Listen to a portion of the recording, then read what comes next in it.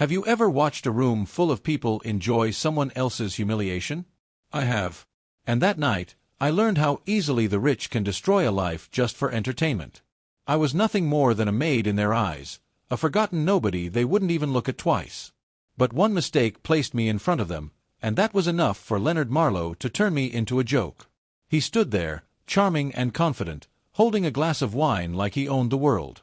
"You," he said, pointing at me, "can you play that violin, or do you only know how to dust it?" The crowd laughed.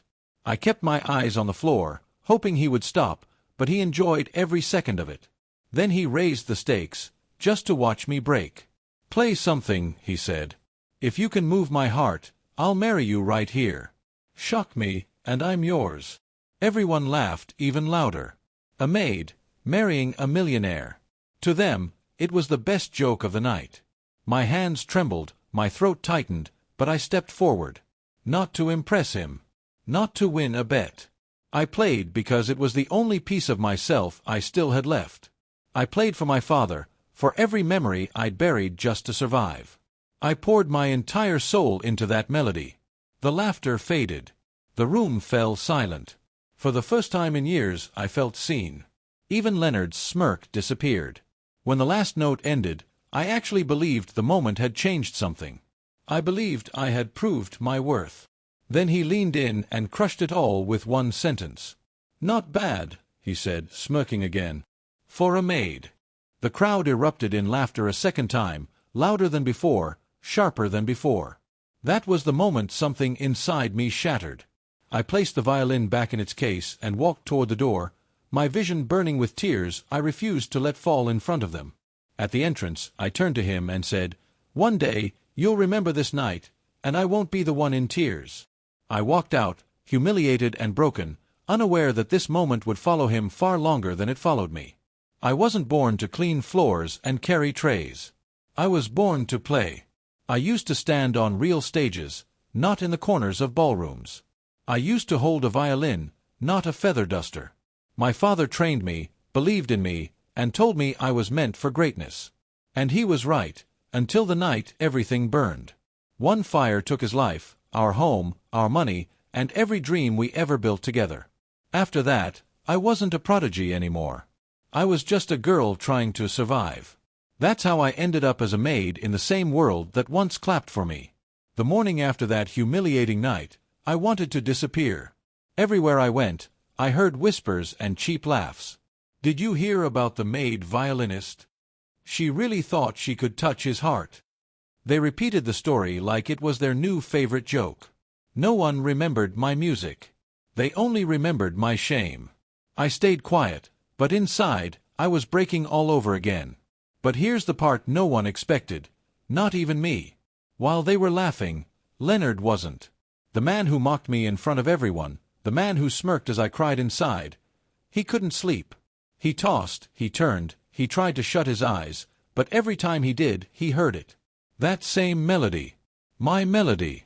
The one I played from the last good memory I had of my father. He tried to drink it away. He tried to distract himself. But the music wouldn't stop.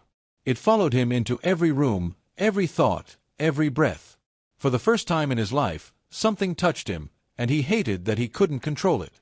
Late that night, he sat up in bed with a frustrated sigh. He pressed his hands against his head like he was trying to squeeze the sound out of his skull. And in the empty silence of his expensive room, he whispered the question that would change everything. "Why can I still hear her?"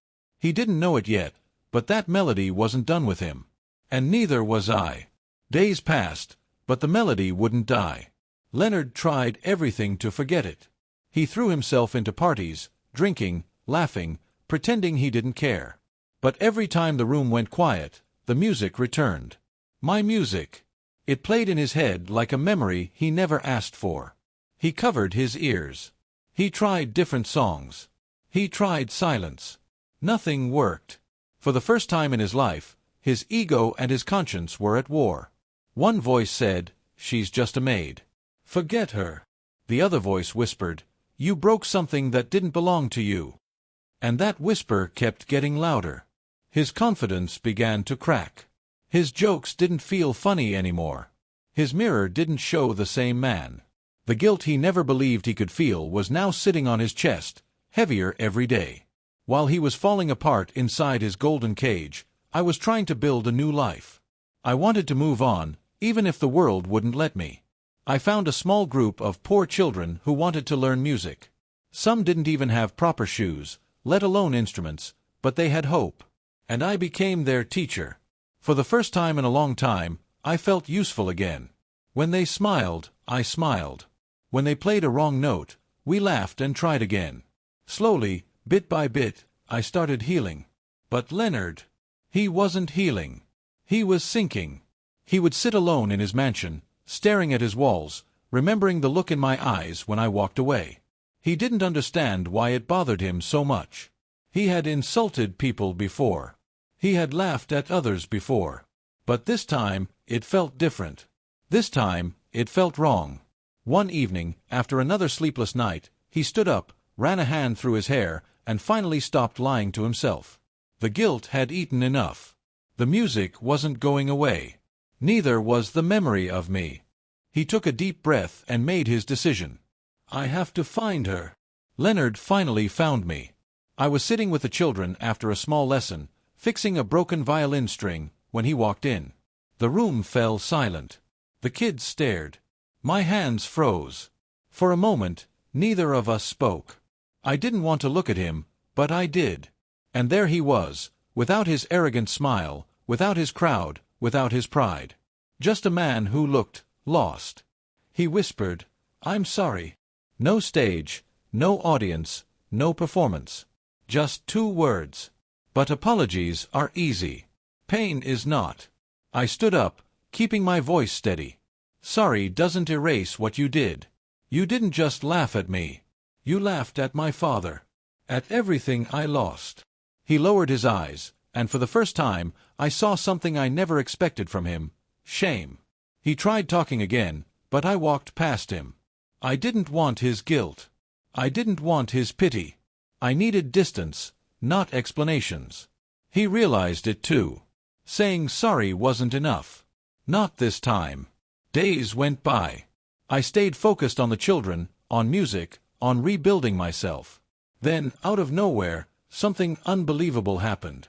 The news spread through the town. Leonard had sold his most expensive, most cherished violin.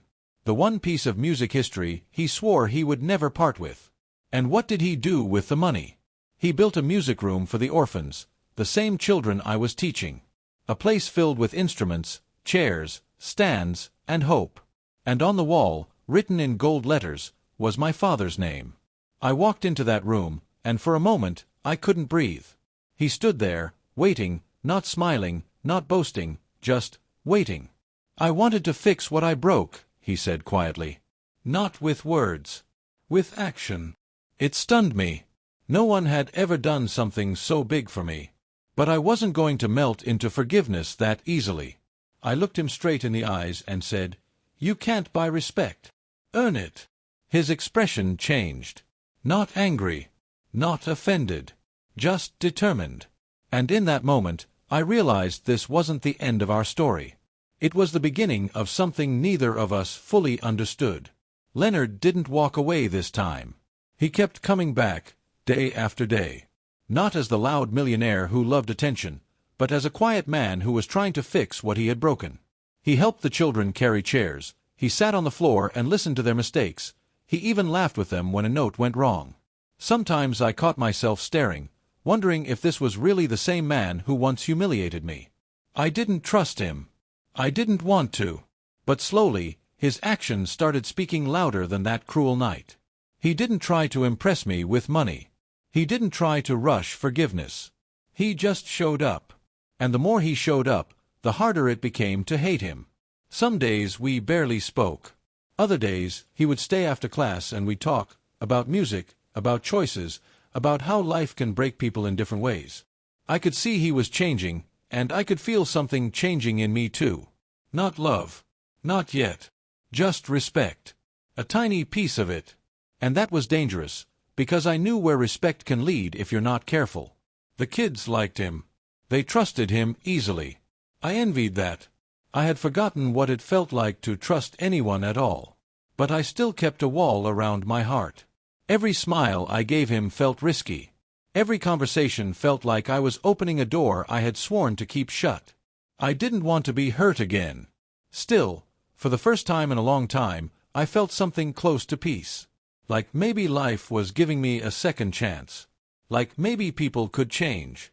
But peace never lasts long. Not in my story. One evening, after class, I stepped outside to lock the gate. And there he was. A face I never wanted to see again. A face from the part of my life I never talk about. My chest tightened. My breath stopped. The ground felt like it moved under me. In 1 second, every memory I had buried came rushing back. The past I thought was gone had just returned to destroy everything. The man from my past didn't return alone. He returned with poison. Within days, rumors started spreading like wildfire. Whispers turned into stories, and stories turned into lies. Someone wanted to destroy me, and they knew exactly where to strike. The children's parents were suddenly doubtful, donors began pulling away, and the looks I received were no longer warm. It didn't take me long to find out who was behind it, a jealous rival, someone who couldn't stand the idea that I was getting back up, or that Leonard was no longer under their control. They twisted the old story of my humiliation and added new lies to it. They accused me of using the children for sympathy. They said I manipulated Leonard for money. And because I had once been poor, once desperate, the lies sounded believable to people who already wanted something to gossip about. Leonard tried to defend me, but the rival used his past against him too. Why should we trust a man who humiliated her in the first place? They said. Maybe they planned this together. Soon, the blame shifted from me to both of us. His reputation collapsed again, and the world that once praised him turned on him just as quickly. The pressure built, day after day. Doubt crept into my mind. What if believing in him was a mistake? What if people were right and I was just a fool who never learned her lesson? The trust we were slowly building cracked under the weight of insults, questions, and rumors. Leonard grew angry and defensive.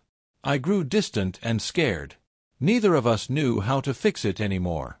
The music room that once felt like hope now felt like a battlefield. Every conversation turned into an argument. Every silence felt heavy and cold. The enemy didn't have to destroy us personally. He just had to push us until we destroyed each other. And eventually, it worked. One final blow hit the newspapers. A headline. A lie. A scandal. And overnight, the world turned its back on us. The board forced Leonard to step away from the orphan project. Parents threatened to remove their children from my classes. Everything we had built together burned down in front of us. He stood in front of me, eyes exhausted, voice low. I was trying to make things right, he said. And look where it got us, I replied. We didn't yell. We didn't fight. We just broke. The enemy had won. We were pushed apart, emotionally, publicly, and completely. Everything collapsed faster than I ever imagined. The music room went quiet. The children stopped coming.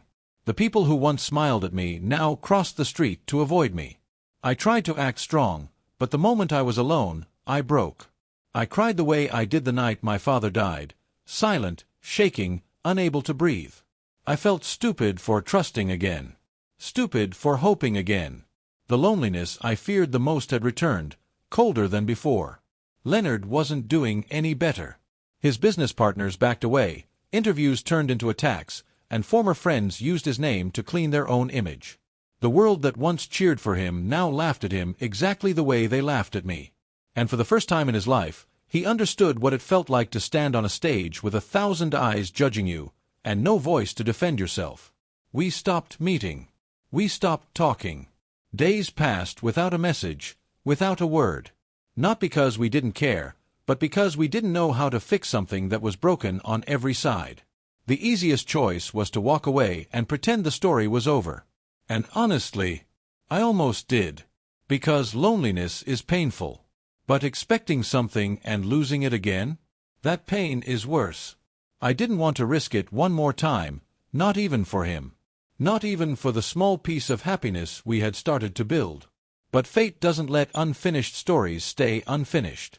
One afternoon, I found something that didn't fit the lies. Something that proved the rival had set us up from the beginning. A truth big enough to clear both our names. A truth that could destroy the enemy in one move. My heart pounded. My hands shook.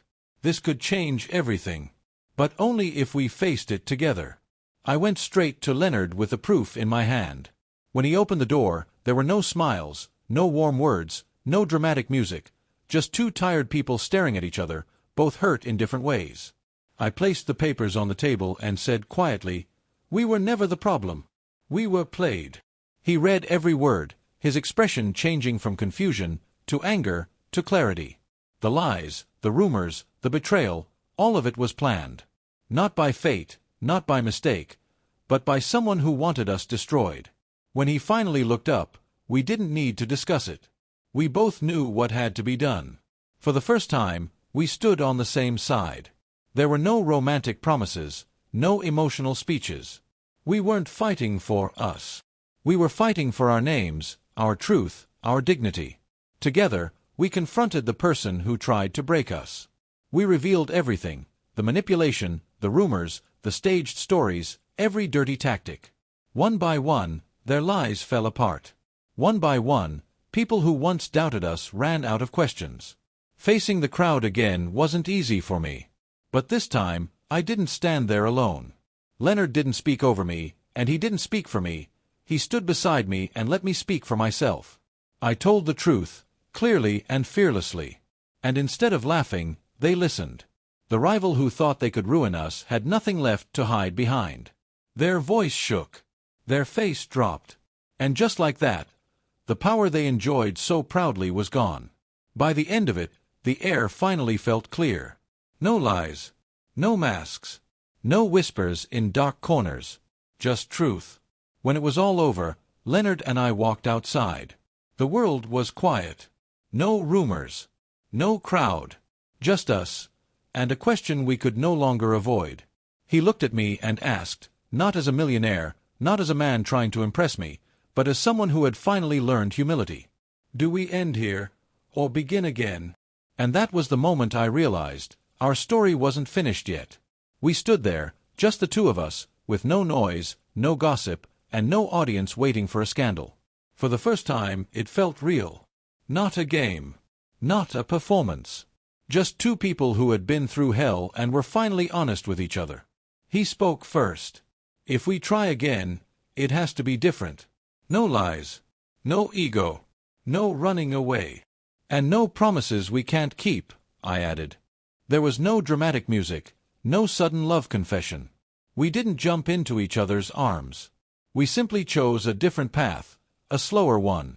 Not a fairy tale ending, but a real one. We didn't need a castle or a ring. We just needed respect. And this time, we both earned it. We reopened the music room together. The kids came back, and their laughter slowly filled the space that once felt broken. Leonard didn't stand in front like a hero. He stood beside me, helping, learning, listening. Day by day, step by step, we built something better than romance, trust. I started playing the violin again. Not out of pain, not to prove anything, but because I finally wanted to. The same instrument that once reminded me of loss now felt like a fresh start. The notes didn't sting anymore. They breathed. They healed. Leonard listened quietly, not as a critic, not as a millionaire, but as someone who had changed, and wanted to keep changing. We weren't perfect. We weren't magically healed. But we were trying. Together. And sometimes, trying is the most powerful ending a story can have. We didn't close our story with happily ever after. We closed it with something stronger, hope. A new beginning. A bond built on dignity, honesty, and growth. Not pity, not power, and not fear. For the first time in a very long time, the music didn't make me cry. It made me believe.